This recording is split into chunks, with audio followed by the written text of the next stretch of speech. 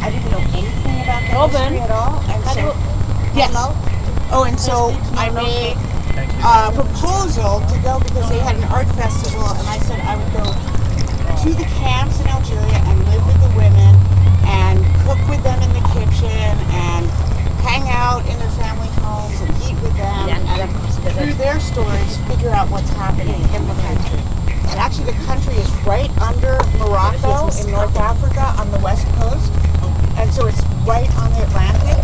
And when Franco was dying and all of Africa was being decolonized, he made a deal behind the backs of the indigenous people with Mauritania and Morocco that they could split the land. And the people had no idea. This is 1975. So they came in, the Moroccans came in with tanks and a napalm, and the men stayed to fight.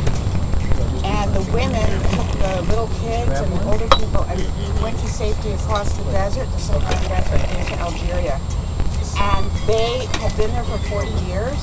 And when I went to visit them, I couldn't believe it because it's a completely matriarchal society. There's 99% literacy.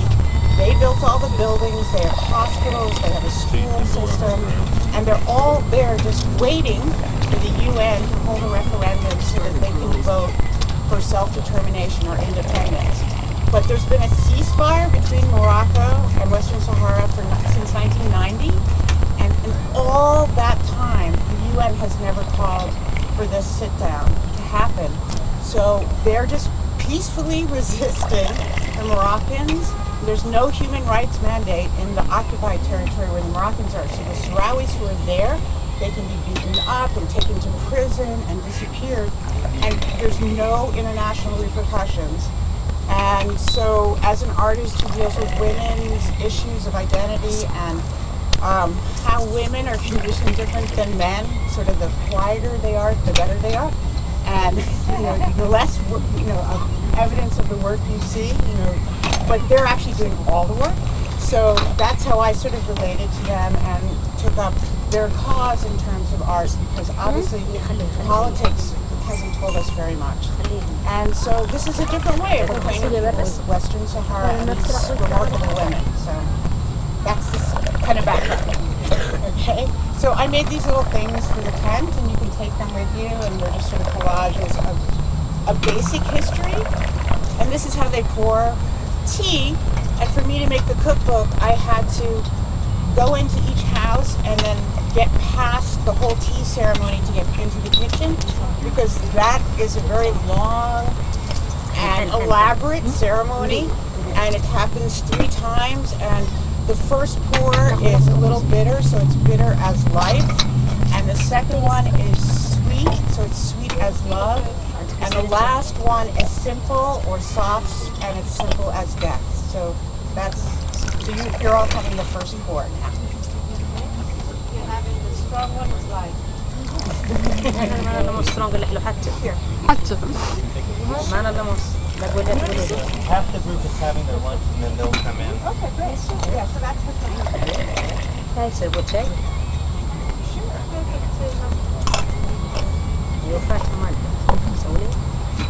And the ritual of pouring the tea, the higher you do it without spilling a drop, it's kind of a thing. They don't really say that's the better one or whatever, but it's definitely a kind of silent poetry, so everyone has their own different style.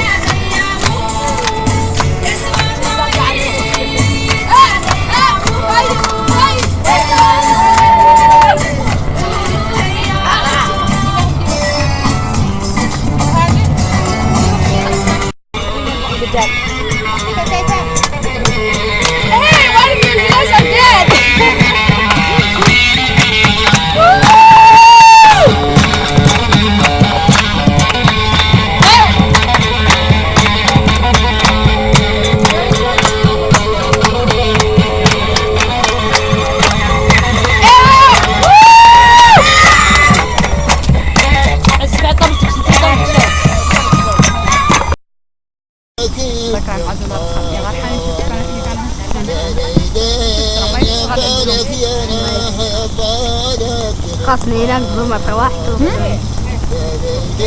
خاصني ينام بمرة واحدة.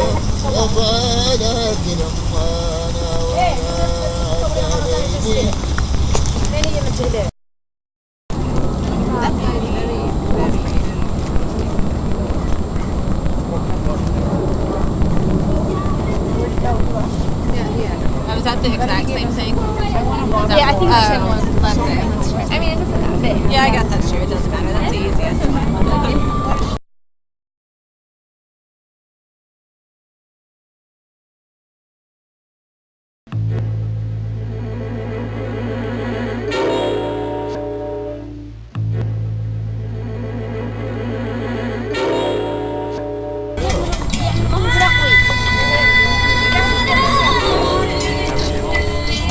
بيقولوا لازم السكر وكل شيء جاهزين.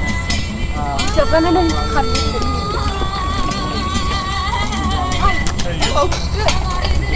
يعطوني كيسان، يعطوني كيسان على هي نفس الكيسان. هذا شو الكيسان قال؟ هذا حاولي لا ده السكروكين خمسة كيسان. من كذيك اللي تصير وين عدل لك براد جاز نعطيلك. لين جاز كانت مقادير. وديني شيء من عندكم. ها؟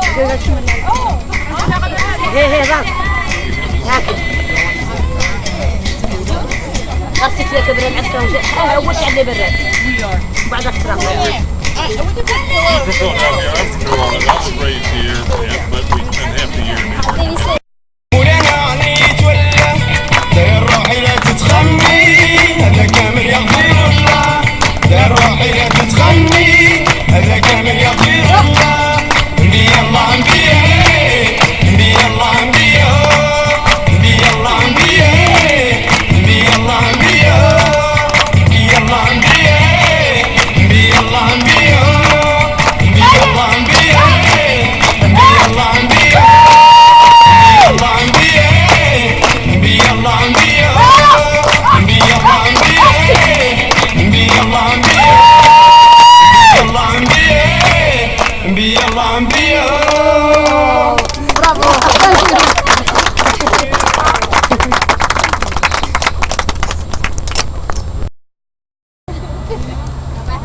It's light, so we have one light bulb, I noticed?